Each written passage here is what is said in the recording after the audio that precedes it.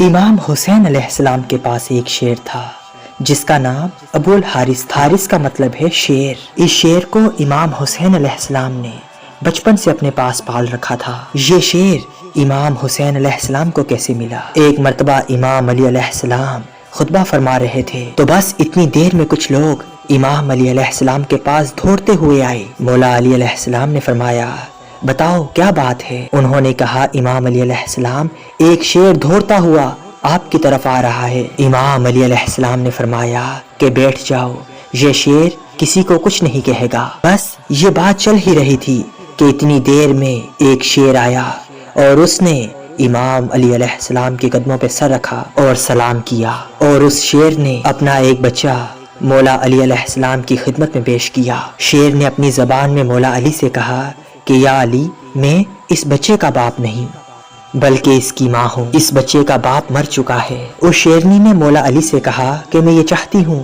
کہ یہ میرا بچہ پل کر جوان ہو جائے اور یہ محفوظ بھی رہے۔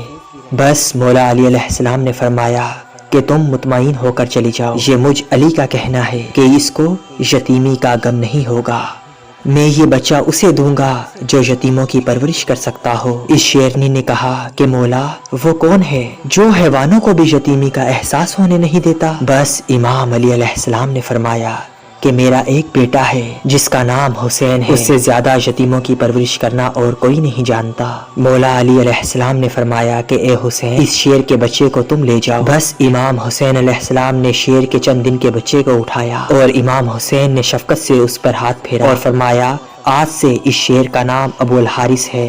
ابو الحارث سے امام حسین علیہ السلام کی بچپن سے ہی دوستی ہو گئی، وہ ہر وقت امام حسین علیہ السلام کے ساتھ رہتا تھا۔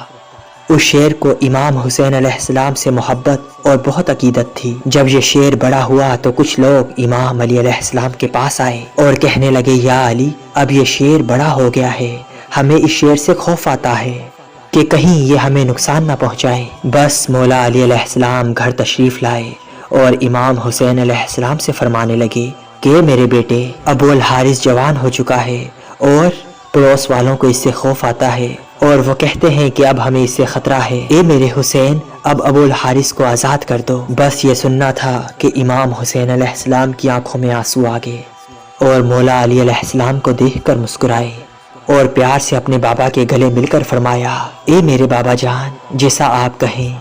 بس یہ کہتے ہوئے امام علی علیہ السلام کے سامنے امام حسین رو پڑے۔ پھر امام حسین نے فرمایا کہ میرے بابا آج کا دن نکال لیں، کل کے دن ابو الحارث آپ کو نظر نہیں آئے گا۔ امام علی علیہ السلام نے فرمایا بیٹا حسین آج کے دن کیا کرو گے؟ امام حسین علیہ السلام نے فرمایا اے میرے بابا دیکھیں باہر شام ہو گئی ہے اور یہ وقت کسی کو گھر سے باہر نکالنے کا نہیں ہے۔ بس مولا علی علیہ السلام نے امام حسین علیہ السلام کو سینے سے لگایا۔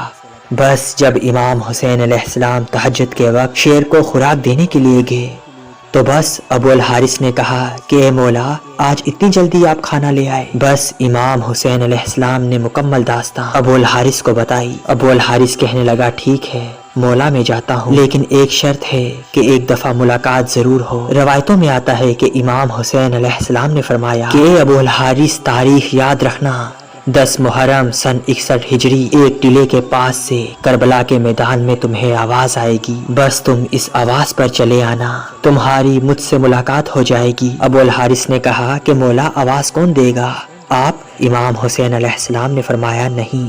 پھر ابو الحارث نے کہا آپ کا بھائی عباس؟ پھر امام حسین علیہ السلام نے فرمایا نہیں ابو الحارث۔ پھر امام حسین علیہ السلام کی آنکھوں میں آنسو آ گئے اور آپ فرمانے لگے کہ میری 4 سال کی بیٹی سکینہ تمہیں آواز دے گی یا پھر ہماری اماں فضا تمہیں آواز دے گی۔ آج بھی وہ مقام موجود ہے جہاں پر بیوی فضا نے کھڑے ہو کر ابو الحارث کو آواز دی تھی۔ امام حسین علیہ السلام نے جب ابو الحارث کو آزاد کیا تو امام حسین علیہ السلام نے فرمایا کہ ابو الحارث تم ملک عراق میں چلے جاؤ، وہاں پر نینوا کا ایک جنگل ہے، اس جنگل کا بادشاہ شیر مر چکا ہے، تم وہاں پر چلے جاؤ اور وہاں جا کر بادشاہی کرو۔ یوں امام حسین علیہ السلام کا حکم کر ابو الحارث مدینہ سے چلا گیا۔ بس وہ تاریخ آ گئی جب امام حسین علیہ السلام کو تنہا اکیلے شہید کیا گیا۔ امام حسین کی شہادت کے بعد عمر بن سعد کا حکم تھا کہ امام حسین کی لاش پر گھوڑے دوڑائے جائیں اور آپ کی لاش کو پامال کر دیا جائے۔ یہ آواز سن کر اہل حرم میں قیامت برپا ہو گئی۔ جیسے ہی فوج اشکیا میں یہ اعلان ہوا تو بی بی فضا حضرت بی بی زینب کے پاس آتی ہیں اور کہنے لگی، اے میری پاک سیدہ، رسول خدا صلی اللہ علیہ وآلہ وسلم کے ایک صحابی تھے جو سمندر میں سفر کر رہے تھے، جن کی کشتی ٹوٹ گئی اور وہ کشتی کے ایک ٹکڑے پر بیٹھ کر ایک جزیرے پر جا پہنچے۔ اس ویران جزیرے میں اس نے ایک شیر کو دیکھا۔ وہ صحابی کہنے لگے کہ اے شیر، مجھے تکلیف نہ دینا، میں رسول خدا صلی اللہ علیہ وآلہ وسلم کا غلام ہوں۔ بس تو اس شیر نے جیسے ہی اس صحابی کی بات سنی تو بس وہ صحابی کو مارنے کے بجائے اسے صحیح راستے پر لے گیا۔ بی بی فضا نے فرمایا کہ میری پاک سیدہ، اس علاقے میں بھی ایک شیر رہتا ہے، آپ مجھے اجازت دیں، میں اس شیر کے پاس جا کر اسے بلاتی ہوں اور ظالموں کے ارادے سے اسے آگاہ کرتی ہوں۔ بس بی بی فضا جنگل کی طرف جانے لگی، بس اور انہوں نے ابو الحارث کہہ کر شیر کو صدا دی۔ جیسے ہی بی بی فضا کی آواز بلند ہونے لگی تو شیر چند ہی منٹوں میں ان کے پاس پہنچ گیا۔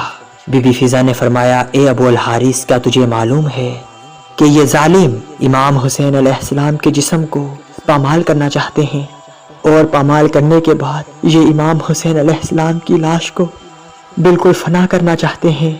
بس یہ سننا تھا کہ وہ شیر ابو الحارث بی بی فضا کے ساتھ آیا اور بس کربلا کے میدان میں امام حسین کی لاش کے پاس جا بیٹھا۔ مقتل کی کتابوں میں ہے کہ ابو الحارث شیر نے امام حسین علیہ السلام کے خون سے اپنی پیشانی رنگی تھی، یعنی کہ جب لوگ گھوڑوں پر سوار ہو کر امام حسین کی لاش کو پامال کرنے آئے تو دیکھا کہ وہاں ایک شیر موجود ہے اور گھوڑے وہاں ٹھہر نہ سکے اور بے قابو ہو کر بھاگ نکلے۔